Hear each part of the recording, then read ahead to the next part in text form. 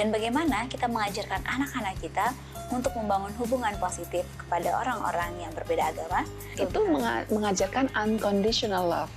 Bahwa kita mengasihi itu bukan harus mengikuti standar dulu ya. Kemudian kalau kita sudah bisa ke diri kita bisa mulai tanamkan ke anak-anak.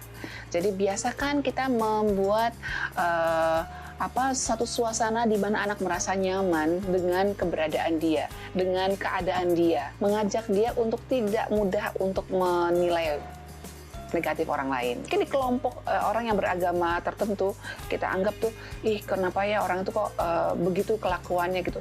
Tapi di tempat lain orang yang beragama sama dengan kelompok ini baik-baik gitu.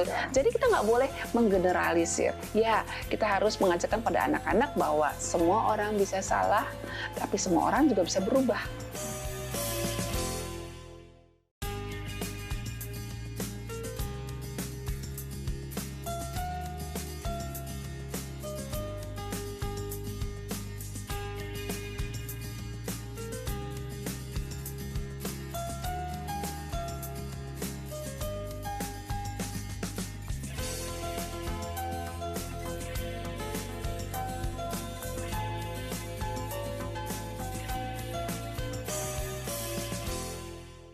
Shalom pemirsa Hope Channel, dimanapun Anda berada, kita bertemu kembali dalam program Love Your Child.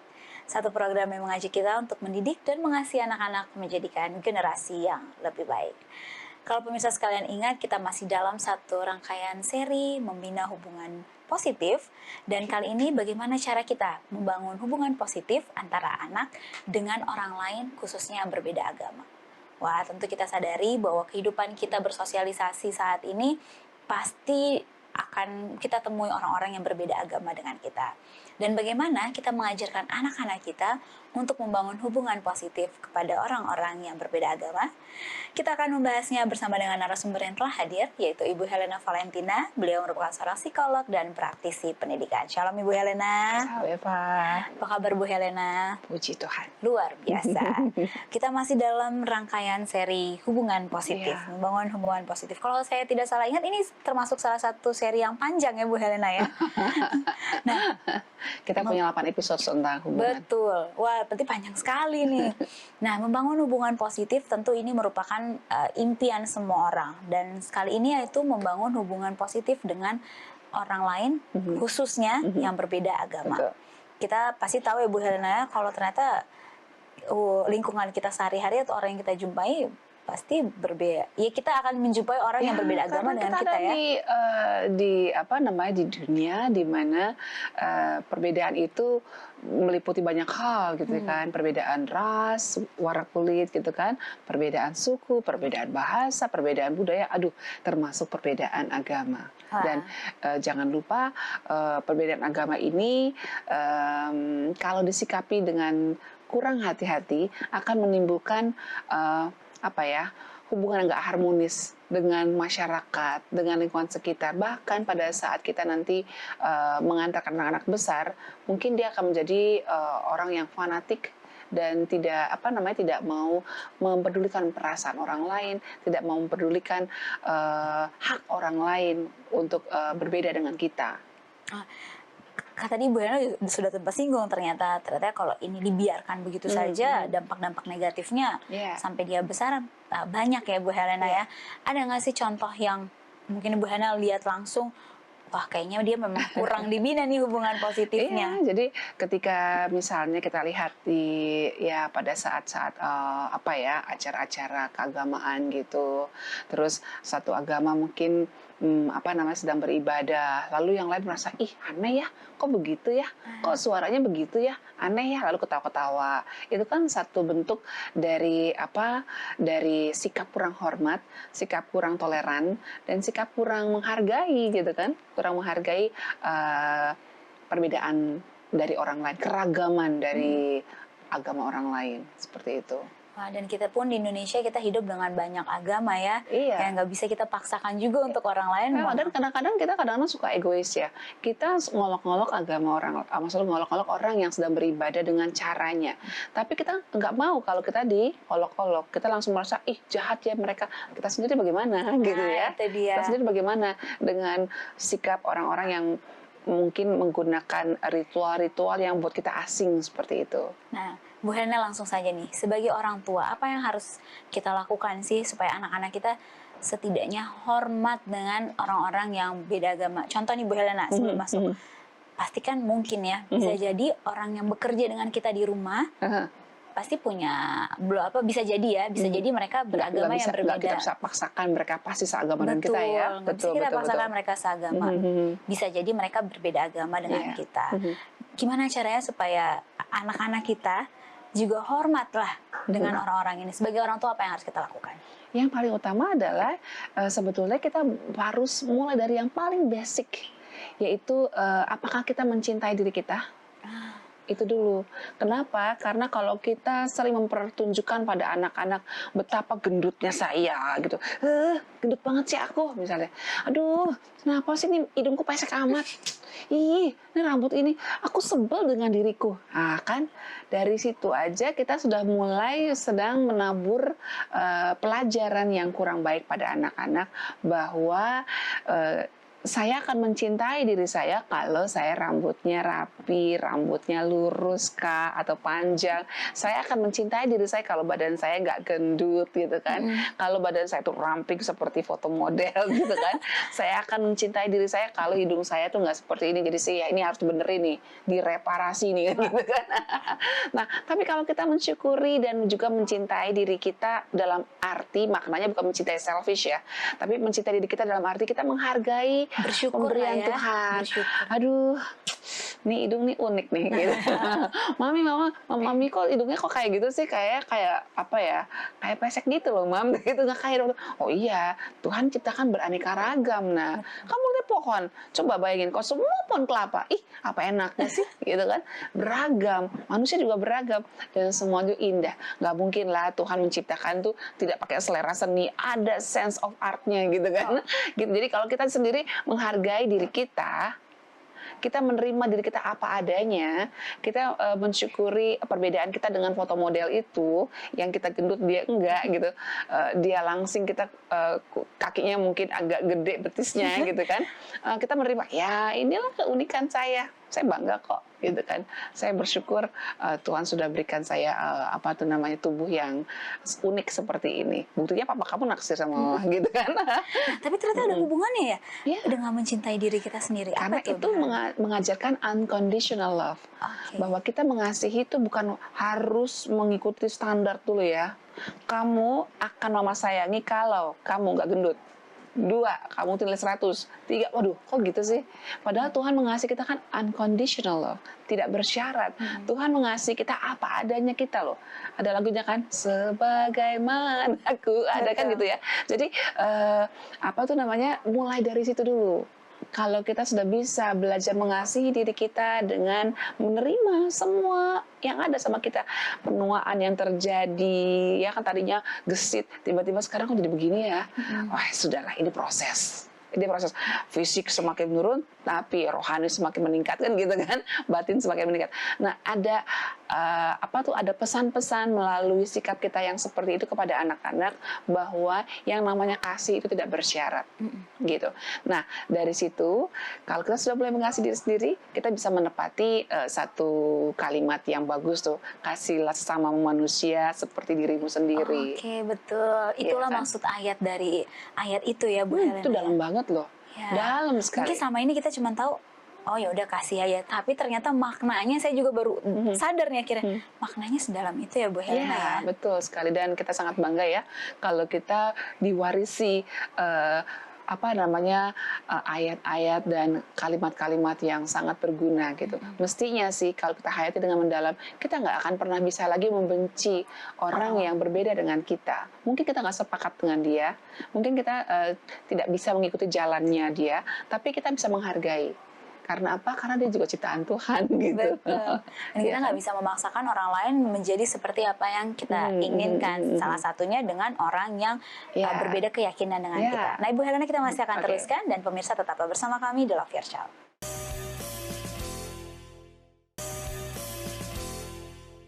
Kembali lagi di Love Your Child, dan kita masih membahas membangun hubungan positif anak dengan orang lain, khususnya yang berbeda agama. Nah lanjut Ibu Helena, tadi pertama kasihilah diri kita sendiri. Belajar menghargai dan menerima apa adanya. Entah kulit kita mungkin berbeda ya dengan adik kita, mungkin yang lebih terang, kita gelap nih gitu. It's okay, ini adalah keindahan gitu. Bahkan sebenarnya kan ada juga orang-orang yang justru menginginkan punya kulit seperti kita, sampai berjemur sekian jam gitu kan ya di pantai gitu. Nah yang kedua, kalau kita sudah bisa mengasihi dan juga menerima, mensyukuri apa adanya diri kita dengan segala yang dipandang orang mungkin kekurangan, tapi buat kita ya ini adalah bagian keunikan kita, dari kekhasan kita gitu kan. Nah kemudian kalau kita sudah bisa ke diri kita bisa mulai tanamkan ke anak-anak. Jadi biasakan kita membuat satu suasana di mana anak merasa nyaman dengan keberadaan dia, dengan keadaan dia. Contohnya gimana nih Bu Helena? Jadi contoh yang paling sangat simpel itu adalah kalau kita ketemu sama anak kita, kenapa sih kita harus ragu untuk bilang sayang? Hai sayang, apa kabar? Apa sih susahnya gitu? Terus boleh nggak kita buang jauh-jauh tuh namanya penamaan gitu ya, julukan-julukan yang jelek gitu, misalnya, "Hey Dut, apa kabar Dut?" Mungkin anaknya ketawa sih, hahaha gitu. Tapi itu sebenarnya kalau ditimpakan ke kita mau nggak? Nggak mau kan? Jangan lakukan itu. Karena apa? Karena waktu kita belajar, kita mengajari anak-anak kita dengan cara praktek langsung, kita panggil dia sayang, kita rangkul dia pada saat dia nilainya mungkin nggak sesuai harapan kita bilang, oke, apa yang mama bisa bantu nak supaya kita bisa lebih bagus lagi. Kamu bahagia nggak dengan nilai sekian? Enggak ma. Jadi kamu perlu apa? Apa yang bisa mama lakukan supaya bisa bantu kamu mencapai nilai impian kamu? Kamu dapat nilai berapa sih? 70, 80, 90, 100, berapa maunya? Aku maunya 90. Nah, ini sekarang 40. Berarti kita perlu 50 poin lagi. Nah, kita pelajari ya apa yang masih kurang, gimana? Setuju? Nah, gitu kan. Jadi anak-anak merasa nyaman gitu loh. Walaupun dia gagal, walaupun dia dalam tanda kutip mungkin mempermalukan kita gitu ya dengan teriak-teriak di arisan gitu, dia berantem sama teman lain. Lagi di mall nih. Lagi ke mall mungkin guling-guling kan. Tapi ketika kita tetap menerima dia dengan dengan tenang, dengan juga rasa hormat gitu, maka dia akan merasa nyaman dengan hubungan kita dengan dia gitu. Sehingga dia bisa bisa dengan bebas untuk mengemukakan pendapatnya. Dia bisa dengan bebas untuk mengemukakan bahwa saya berbeda dengan mama loh. Mama pengennya begitu ya. Aku enggak mah. Kamu bagus jadi dokter, tapi aku nggak mau loh mah. Gitu kan. Dan kata lain kita sebagai orang tua berarti jangan memaksakan apa yang kita mau ya Bu Helena gitu. Karena setiap anak itu kan punya purpose of life-nya masing-masing. Purpose of life-nya saya, tujuan hidupnya saya dengan tujuan hidupnya anak saya bisa jadi berbeda dalam hal untuk profesi kah, dalam pelayanan kah, dalam apa, mungkin bidangnya beda-beda. Mungkin anak saya lebih suka bermain piano, saya lebih suka bermain gitar, anak saya yang lain mungkin lebih suka main saksofon dan seterusnya. Kita nggak boleh paksakan kan? Betul. Ya kan, malah jadi harmoni kan? Iya. Akhirnya karena beraneka ragam ya. Coba bayangin kalau enggak, kamu harus seperti mama main gitar gitu, tapi nggak suka gini, tanganku sakit mah harus gitu. Nah kan kalau kayak begitu kan kita jadinya menyederhanakan kehidupan ini gitu, dan akhirnya pelan-pelan kita sedang memaksakan dia untuk satu warna dengan kita. Padahal kan nggak begitu ya. Tuhan juga mengizinkan orang untuk berpakaian ungu, berpakaian kuning dan sebagainya gitu.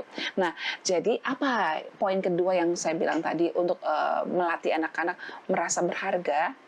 Karena apa? Ketika dia merasa berharga, maka dia akan menilai saya ini positif. Ketika saya bisa menghargai diri saya, menilai diri saya positif, saya akan bisa menilai orang lain positif. Termasuk orang yang berbeda agama dengan dirinya. Yes. Seperti itu. Jadi nanti baru kita bisa melangkah ke tahap-tahap berikutnya untuk melatih dia menghargai sesuatu yang mungkin gak enak didengar ya. Mungkin kok ritual agamanya kok kayaknya asing nih di telinga kita. Itu dia saya tanyakan sebelum kesana Bu Helena. Berarti kan saya coba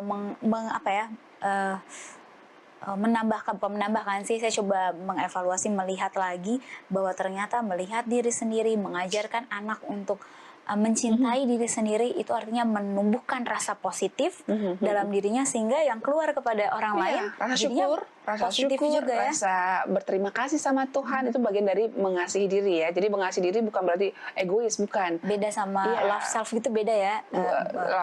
Selfish beda ya, mementingkan diri sendiri. Tapi mengasihi diri kita itu artinya menerima diri kita apa adanya dan mensyukuri Betul.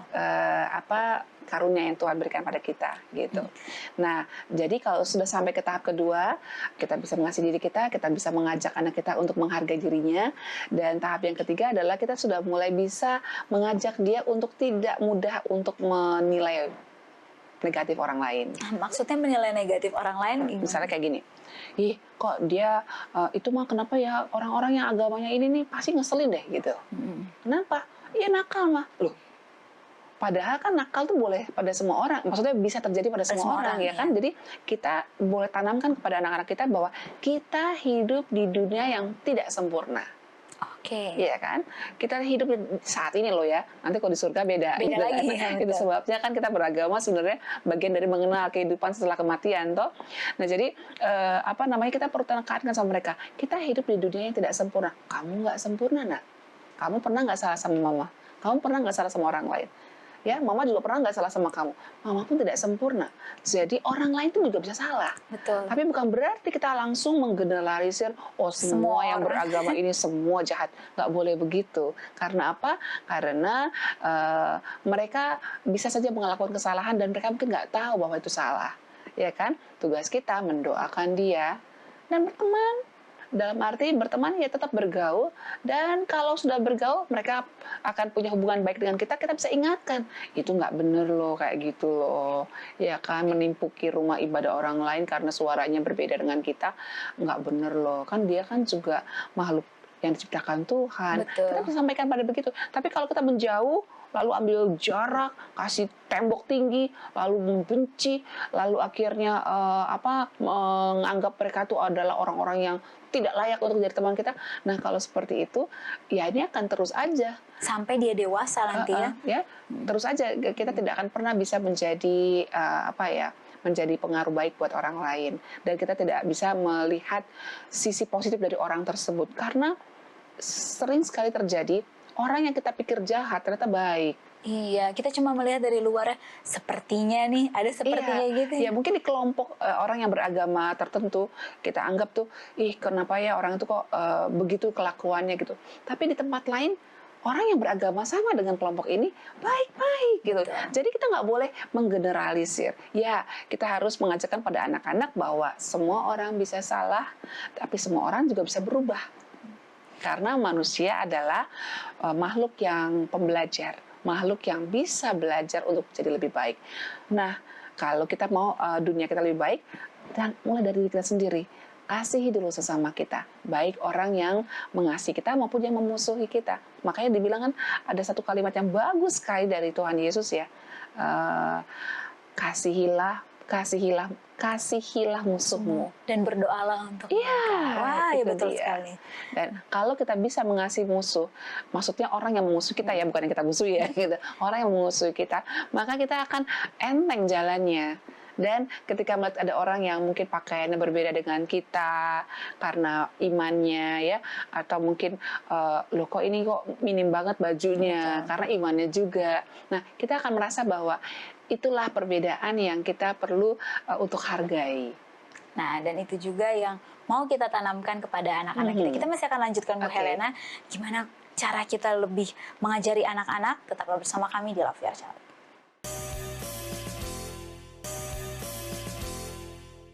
Kembali lagi di Love Your Child, dan kita masih membahas membangun hubungan positif antara anak dan orang yang berbeda agama dengan kita. Nah, tadi udah banyak sekali, ternyata memang perlu diajarkan dengan sabar ya Bu Helena ya. Betul. Kepada anak-anak kita.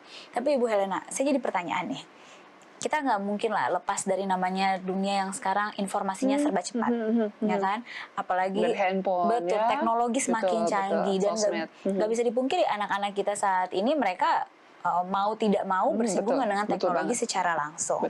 Kita udah ngajarin anak-anak di rumah supaya menghormati sesama, menghormati yang berbeda keyakinan dengan kita. Tapi terkadang mereka pun juga suka bilang, tapi mah yang saya baca katanya ini gini, atau mereka terpapar lah dengan informasi. Nah, kita sebagai orang tua Itu dia. gimana meyakinkan, karena menurut saya kerjanya double nih Bu Helena nih. Lumayan PR juga nih buat orang tua. Ini gimana Bu Helena? Kunci paling utamanya adalah kebiasaan berdiskusi. Oke. Ya, kebiasaan berdiskusi dengan anak-anak. Jadi jangan dianggap bahwa anak-anak ini belum pantas untuk diajak diskusi. Yang kalau dia sudah bisa kasih buah pikiran seperti itu, berarti dia sudah bisa diajak berdiskusi. Ya, kalau baik gimana diskusinya, gitu kan? Dia masih belum tahu juga ya apa Tapi yang. kalau dia sudah punya buah pikiran, ma kenapa sih ma? Kok begini? Udah bisa berpikir dia. Maksudnya udah bisa bertukar pikiran. Ayo ajak dia diskusi. Walaupun dengan bahasa yang bahasa sederhana ya, bahasa yang mudah dimengerti. Artinya kita perlu jaga mereka juga untuk untuk kalau boleh jangan nonton film, nonton tayangan-tayangan yang memang kita lihat kok kayaknya arahnya selalu ke sana gitu. Arahnya selalu tidak menghargai keberagaman, intoleran, dan membuat olok-olok pada agama lain. Nah, ini yang jangan tonton seperti itu ya. Tapi kalau toh anak sampai menonton dan akhirnya dia juga bertanya sama kita, itu kesempatan bagus buat kita meluruskan dan juga memperbaiki pesan-pesan yang dipaparkan oleh media sosial tersebut atau dari media massa tersebut gitu. Jadi saya pikir nggak usah terlalu khawatir, ajak diskusi dan biarlah diskusi itu menjadi satu kebiasaan di rumah. Karena apa? Ketika dia sering berdiskusi dengan ayah dan ibunya, lihat deh, anak-anak ini akan menjadi anak-anak yang kritis, tapi juga akan mendapatkan nilai-nilai yang ditanamkan oleh ibunya dan papanya. Jadi kalau papanya mengajarkan untuk kritis tapi tetap menghormati, dia akan ikut itu. Wah, dan orang tua di sini pesannya jangan bosan-bosan, juga jangan capek untuk ngajarin anak yang ternyata punya pertanyaan. Jangan irit waktu, ya betul, kan? Kita jangan harus punya irit waktu ini. Kadang-kadang orang suka ngirit waktu, padahal saat anaknya masih kecil, masih remaja, giliran sudah tua, pengennya sama anaknya. Ya anaknya udah nggak mau lagi lah, orang kerja, ya kuliah dan sebagainya. Nah makanya kesempatan sebelum anak tuh pergi, jangan ngirit dong, Betul. ya. Kasih waktunya. Nah, balik lagi Bu Helena, tips berikutnya apa nih? Nah, tips berikutnya adalah kita kan tahu di negara kita ada begitu banyak acara-acara keagamaan ya dari berbagai agama. Nah, kita perlu memperkenalkan ini. Bukan berarti bahwa lu anak saya mau disiplinin agamanya, bukan. Tapi paling tidak anak-anak tuh perlu tahu kenapa mama papanya memilih agama ini. Ya kan, kenapa mama papanya misalnya kok Kristen memilih untuk berada dalam kekristenan. Kenapa? Karena, bisa dijelaskan gitu. Dan yang kedua juga kita bisa membawa anak-anak ke rumah-rumah ibadah tertentu. Oh, oke. Ya, jadi misalnya ke rumah ibadah umat Muslim, rumah ibadah umat Hindu, umat Buddha dan sebagainya. Kita perlu perkenalkan mereka dengan rasa hormat gitu loh. Ya, tempat ini adalah tempat di mana mereka beribadah dengan ritual yang perlu kita hargai, perlu kita hormati. Nah, seperti itu. Jadi kalau misalnya kita sedang berkunjung ke satu rumah ibadah, mungkin di luarnya barangkali ya, kalau nggak boleh masuk misalnya, kita pun dengan sopan, dengan hormat, permisi Pak, gitu kan misalnya. Terus kita nggak buang sampah sembarangan, lalu ketawa-ketawa begitu, tapi kita coba soleng seperti itu. Sehingga dengan sikap mama papa yang hormat pada saat di rumah ibadah yang berbeda agama dengan kita, dengan keluarga ini misalnya, anak akan merasa bahwa oh begitu toh caranya. Betul. Menghormati agama lain. Nah misalnya ada perayaan ya, kalau waktu saya ke Bali itu ada perayaan ngaben segala macam, kita boleh sih foto-foto, tapi jangan sampai kita jadi perusak suasana gitu. Apalagi membuat suara-suara yang jadi mengganggu ya. Misalnya mengolok-olok kok kayak gitu ya, aneh ya.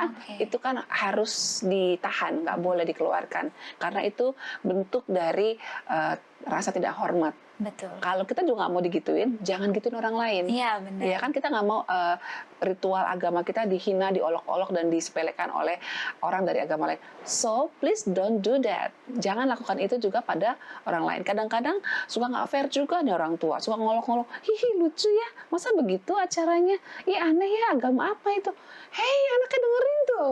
Jadi anaknya berpikir, oh begitu. Ya itu ke bawah juga ya Ibu Nanti di Helena. luar dia juga kan ngomong, agama kamu aneh kata papaku, ayo. Wah, itu bisa jadi menimbulkan lagi masalah-masalah Itu baru. dia, benar-benar. Jadi apa namanya, perlu memang kita ingat-ingat bahwa yang namanya keberagaman itu adalah sebuah hal yang nyata, yang emang sudah harus dihadapi, dan kita nggak bisa steril bahwa semua lingkungan anak saya tidak boleh bersentuhan dengan agama, nggak bisa begitu. Betul. Dan memang kayak Tuhan tidak menghendaki itu ya. Tuh ya. Karena kan tuh Tuhan menciptakan semuanya dan semua dikasihi oleh Tuhan loh. Di Alkitab juga tertulis seperti itu. Tuhan mengasihi semua orang. Oke, dan yang kemudian berikutnya juga memang anak-anak perlu terpapar keberagaman. Ya, terpapar keberagaman dalam arti kita jangan anti gitu loh. Iya. Untuk apa namanya, untuk berkenalan, untuk berteman, untuk bertamu dengan orang-orang yang berbeda agama dengan kita gitu. Dengan itu pun kita jadi menimbulkan rasa mengajak anak-anak kita supaya lebih toleransi lagi kepada mereka ya. Iya, betul. Jadi ketika di tempat saya bekerja itu ada apa namanya, staf juga yang beragama lain, ya kita tunjukkan kepada anak-anak yang ada di sekitar kita, jangan ganggu, itu Om itu sedang beribadah ya, karena dia beribadah ada waktu-waktu tertentu beribadah. Shh, tenang, nggak boleh berisik, seperti itu. Jadi dengan berlatih seperti itu, maka anak-anak akan semakin masuk ke dalam sanubari dia, karena dia lihat, dia dengar, dia rasakan apa yang dipraktekkan oleh orang tuanya, bagaimana kita bersikap menghormati orang yang beragama lain dengan ritual agama yang dilakukannya, walaupun itu mungkin agak sedikit memancing kita untuk untuk berkomentar gitu. Nah, kita akan melihat bahwa anak-anak kita pun akan meniru. Ya, ketika ada yang lucu, jangan, kata mamaku, semua orang itu punya perbedaan masing-masing dan punya hak untuk beribadah dengan agamanya masing-masing. Nggak boleh loh. Nah, dia akan menjadi penyebar cinta pada sesama yang walaupun berbeda agama, tapi kita tetap satu Indonesia. Ya kan? Amin. Nah, Ibu Helena, terakhir mungkin bisa jadi kesimpulan yang mungkin Ibu ingin sampaikan kepada para pemirsa. Keberagaman adalah sebuah anugerah katanya.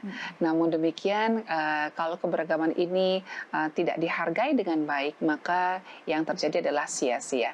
Anak-anak perlu mencintai saudara-saudaranya sesama usianya dan sesama bangsanya dengan kasih yang tulus, karena Tuhan mengajarkan kita untuk mengasihi sesama kita, baik yang sama imannya dengan kita maupun yang berbeda imannya dengan kita. Penghargaan kepada orang lain yang berbeda dengan agama kita itu menunjukkan bahwa kita mengasihi Tuhan kita. Anak-anak akan melihat apa yang kita lakukan, jadilah contoh buat anak-anak kita. Amin. Puji Tuhan. Terima kasih banyak Ibu Helena dan terima kasih kepada para pemirsa yang telah menyaksikan Love Your Child episode kali ini. Sampai bertemu di episode berikutnya dan jangan lupa untuk terus cintai anak-anak kita, menjadikan generasi yang lebih baik. Amin. Shalom.